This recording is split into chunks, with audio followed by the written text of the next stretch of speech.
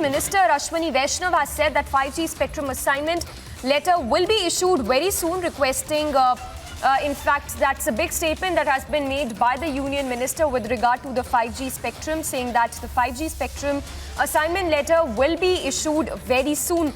So asking the telecoms to prepare for the 5G launch, a mega statement there that's being made. So India gearing up for that mega 5G launch. That is that India will soon get 5G services, as that's a big statement that is coming in by the Union Minister Ashwini Vaishnaw with respect to the 5G spectrum allocation, saying that asking the telecom operators to prepare for the 5G launch, saying that the 5G spectrum assignment letter has been issued and that the telecom operators must gear up for that mega 5G launch.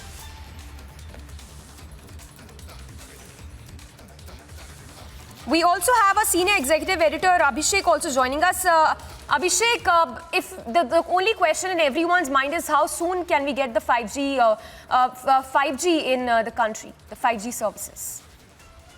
Well, Samiksha, the government and the minister are on record saying that the 5G rollout has to happen sometime later this year, between October and November. And the statement that has come today with the release of letter is essentially a move in that direction. We have seen how auctions to 5G happened last month, and they were very successful, and the government netting about 1.5 lakh crore rupees out of those auctions. The bandwidth is in place, and the auctions have been completed. I believe now it's just a matter of the company that has taken the 5G bandwidth starting the process of rollout by putting in towers. So expect that in the first few cities, we should have 5G by October, November, and then the gradual rollout, which would see most of the major cities first, and then tier 2 and tier 3 towns getting 5G over the next few years. It's a big leap for India, moving in the direction of 5G technology. The speeds available for data transmission typically between 4G and 5G, the difference is almost 10 times. In fact, as we speak, as India rolls out 5G, there are some countries like South Korea and Japan that are testing 6G, and the rollout of 6G is expected around the end of this decade, 2030. And when that happens, the speeds would be 10 times more of 5G. So typically what we are looking at is over this next decade, the data speeds are going to be 100 times more than what we are seeing now.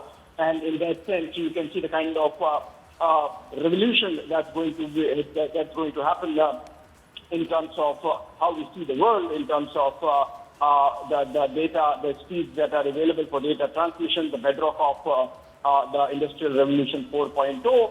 So I think one of the first few countries becoming 5G compliant, rolling out its own 5G. Much of the technology, in fact, is going to be indigenous in terms of manufacturing of towers and the use of chips. We are not depending on Huawei. Remember, in the backdrop of the standoff with China on Ladakh, the manner in which policy has been tweaked to make sure that companies like Huawei don't enter this space. I think we are moving in a direction where India is going to be a 5G power over the next just couple of years. Abhishek, a follow-up question. If you were talking about the auction which concluded on 1st of August, if you could talk to us more about who has emerged as the biggest buyer of the 5G auction from the telecom operators. So obviously, number one buyer is Reliance Jio, then we have Airtel, then we have Vodafone. We know Adani have taken some space, but that's, I believe, an explanation has come that that's more for their internal consumption and their internal systems, given the fact that they are a huge corporation now spread across sectors like ports and airports and defense. So essentially 4 or 5 major players in 5G, but that's been the case with Telecom after the era when there was absolute